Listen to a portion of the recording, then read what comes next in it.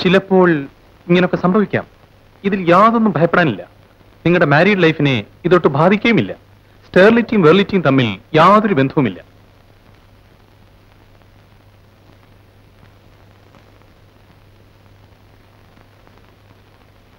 Sterility എനിക്കായിക്കൂടെ അല്ലേ doctor? നിങ്ങൾക്ക് രണ്ടുപേർക്കും കുഴപ്പങ്ങളൊന്നും ഉണ്ടാകണമെന്നില്ല. ഇത്തരം പല കേസസും ഇവിടെ വരാറുണ്ട്. 10-15 വർഷത്തെ ദാമ്പത്യ ജീവിതത്തിന് ശേഷം പലർക്കും കുട്ടികൾ ഉണ്ടാകുന്നു.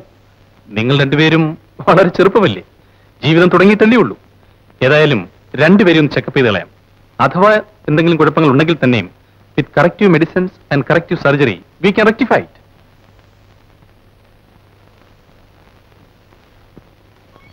U are all right. രാജുവിന് ഒരു കുഴപ്പവുമില്ല. അപ്പോ ഏതായാലും എൽസയെ നമുക്ക് ഒന്നുകൂടി പരിശോധിക്കാം. അപ്പോ എൽസ പ്രസവിക്കില്ല doctor? I am very sorry, Raju. The mistake may be on our part. ടെസ്റ്റിനെടുത്ത സാമ്പിൾസ് നേഴ്സ് ശരിക്കും അനലൈസ് ചെയ്തില്ലായിരിക്കാം. ഏതായാലും എൽസിയെ നമുക്ക് ഒന്നുകൂടി പരിശോധിക്കാം. എന്നെ സമാധാനിപ്പിക്കാൻ വേണ്ടി നഴ്സിനെ കുറ്റം പറയുകയാണോ? No, Raju. There can be mistakes in lab reports. Doctor, എൽസയ്ക്ക് എന്ത് അസുഖം ഉണ്ടായാലും എന്റെ സ്നേഹത്തിനും ഞങ്ങളുടെ സന്തോഷത്തിനും ഒരു കുറവും ഉണ്ടാവില്ല. Anyway, I'll bring her along, doctor. Please do. Thank you.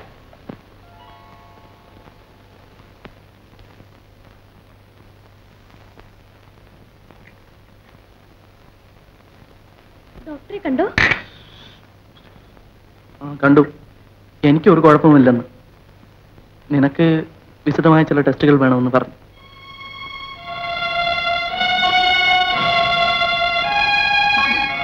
എന്റെ തകരാറ് കൊണ്ടാണ് കുട്ടികൾ ഉണ്ടാകാത്തതെങ്കിൽ എന്ത് ചെയ്യും? ചികിത്സ കൊണ്ട് മാറ്റും. ചികിത്സ കൊണ്ടും മാറാത്ത തകരാറുകളുമില്ലേ? എനിക്ക് ഒരു കുഞ്ഞു മാത്രം മതിയെന്ന് വിചാരിക്കും. നീ മാത്രം.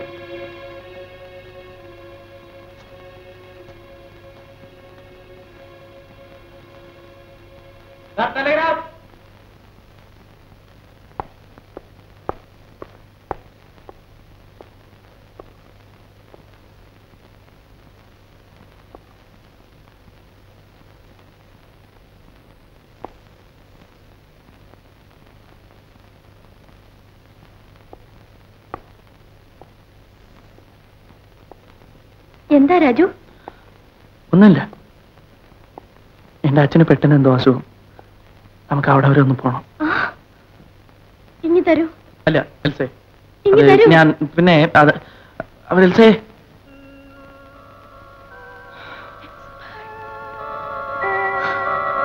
എൽസേ, എൽസേ, ഇതൊക്കെ എൽസേ, എൽസേ, എൽസേ, എന്താ?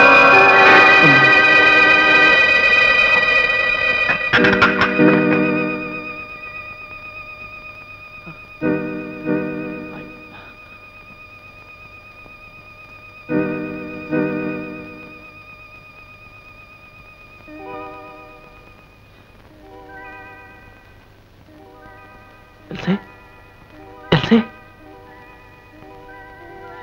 എൽസേ, എൽസേ,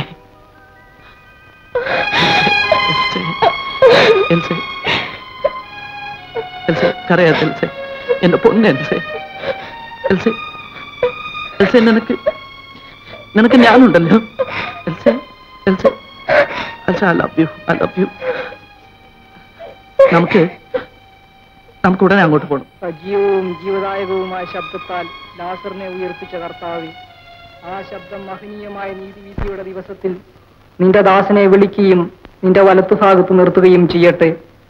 പാപങ്ങൾ പൊറുക്കുന്നവനും കരുണ നിറഞ്ഞവനും നീതിമാനുമായ വിധികർത്താവേ, ജീവന്റെയും മരണത്തിന്റെയും നാഥനും നിത്യം പിതാവും പുത്രനും പരിശുദ്ധാത്മാവുമായ സർവേശ്വര, ആമേൻ.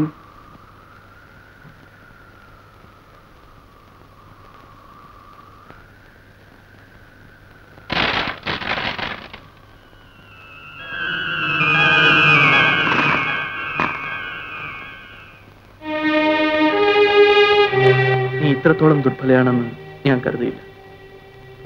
നീ ഇപ്പോൾ 2 പ്രാവശ്യം ബോധം കെട്ട് വീണു. ഒന്ന് ഇവിടെയും പിന്നെ പള്ളിയിലും. എനിക്ക് തന്നെ അറിയില്ല. ഞാൻ ആകെ തളർന്നുപോയി. അപ്പനോടുള്ള സ്നേഹം നീ ഉള്ളിൽ ഒതുക്കി വെച്ചിരിക്കുകയായിരുന്നു. എന്നെ അത്ര സ്നേഹമായിട്ടാണ് എന്റെ അപ്പൻ വളർത്തിയത്. കുട്ടിക്കാലം മുതൽക്ക് എന്റെ ആഗ്രഹങ്ങളെല്ലാം അപ്പൻ സാധിച്ചു തന്നിട്ടുണ്ട്. എന്ത് ചെയ്യാം, സംഭവിച്ചതെല്ലാം സംഭവിച്ചു. ഇനിയിപ്പോ എൽസ അണിച്ച് കുളിച്ചിട്ട് വല്ലതും കഴിച്ചിട്ട് വന്ന് കിടക്കും. എനിക്കൊന്നും വേണ്ട. വല്ലാത്ത ക്ഷീണം. 3 കൊല്ലമായി എനിക്ക് വേണ്ടി രാപ്പകൽ കഷ്ടപ്പെട്ടതിന്റെ ക്ഷീണമാണ്. ആ ക്ഷീണം മറയ്ക്കാൻ എപ്പോഴും നിന്റെ മുഖത്തിൽ ഒരു ചിരി ഉണ്ടായിരിക്കും. ഒരു ദുഃഖം വന്നപ്പോൾ ആ ക്ഷീണമെല്ലാം പുറത്തു. നിന്നെ എത്രത്തോളം കഷ്ടപ്പെടുത്തി എന്നെ വേണം പറയാൻ. എന്താ പറഞ്ഞത്? നീയും ഞാനും എന്നോ? ഇവിടെ 2 പേരില്ല, ഒരാളേ ഉള്ളൂ.